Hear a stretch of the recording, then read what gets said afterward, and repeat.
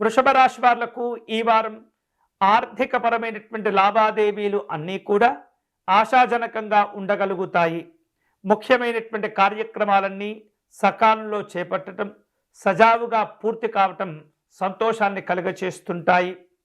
గతంలో వివిధ సందర్భాల్లో చోటు చేసుకున్నటువంటి కొన్ని ముఖ్యమైనటువంటి సంఘటనలు గుర్తుకు వస్తూ ఉంటాయి. ప్రముఖులు, దగ్గర వ్యక్తులు మిమ్మల్ని మీ యొక్క శ్రేయస్సును కోరి వివిధ రకాలుగా సూచనలు, సలహాలు ఇచ్చేటటువంటి ప్రయత్నాలు చేస్తుంటారు.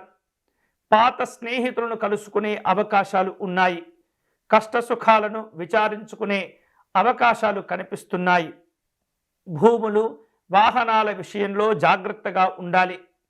వ్యాపారపరమైనటువంటి అంశాల్లో జరిపే కొనుగోళ్లు, లావాదేవీలు ఏవైతే ఉంటాయో అవి లాభసాటిగా ఉండే అవకాశాలు కనిపిస్తున్నాయి. ఈ వారం ఉద్యోగపరమైనటువంటి అంశాల్లో మీరు పనిచేసేటటువంటి కార్యక్రమాల్లో కొన్ని రకాల అవాంతరములు చోటు చేసుకునే సందర్భాలు కనిపిస్తున్నాయి. అవి ఏర్పడకుండా తగినటువంటి జాగ్రత్తలు తీసుకోవాలి. పారిశ్రామిక రంగాల్లో పనిచేసేటటువంటి వాళ్లకు, కళా సంబంధమైనటువంటి కార్యక్రమాల్లో నిమగ్నమై ఉన్నటువంటి వాళ్లకు కొన్ని ముఖ్యమైనటువంటి అవకాశాలు కలిసి వస్తాయి. దూర ప్రయాణాలు చేసేందుకు ప్రణాళికలను రూపొందించుకుంటూ ఉంటారు. కొన్ని ముఖ్యమైనటువంటి పనులు చేపట్టే సందర్భంలో మానసికమైనటువంటి ఒత్తిడికి లోనవుతూ ఉంటారు. ప్రశాంతంగా ఉండండి.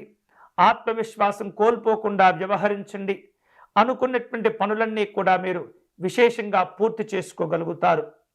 ఈ వారం శుభకరమైనటువంటి ఫలితాలు పొందే క్రమంలో వృషభ రాశి వారు విశేషంగా మహాగణపతి స్వామి వారిని పూజించటం, అర్చించటం మంచిది. సంకటనాశ గణపతి స్తోత్ర పారాయణం చేసుకోవటం, అలాగే గణపతి అష్టకమును పారాయణం చేయటం, పసుపుతో గణపతి స్వామి వారిని తయారు చేసుకొని అర్చన నిర్వహించటం విశేష శుభాలను కలుగచేస్తుంది. అలాగే పేదవారికి కాయగూరలు దానం చేసేటటువంటి ప్రయత్నం చేయండి.